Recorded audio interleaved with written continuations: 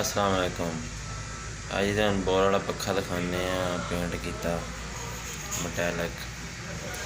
पसंद आए तो लाइक कमेंट जरूर करें तो मेरे चैनल में सबसक्राइब करें।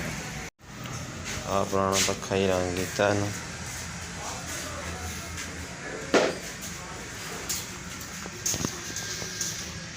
इधर भी लाल माड़ा भी साइड भी लाल उतली साइड भी ये बिचली लाल है।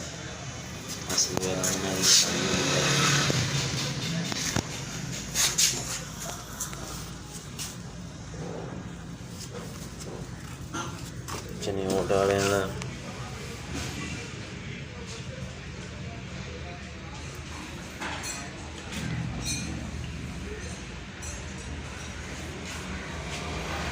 मोटर भी फिट आ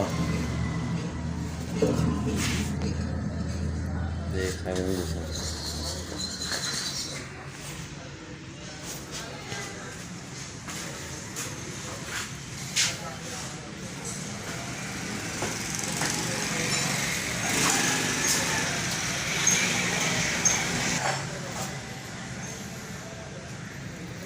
पसंद आवे तो लाइक कमेंट जरूर कर दो, मेरे चैनल में सबसक्राइब कर दो।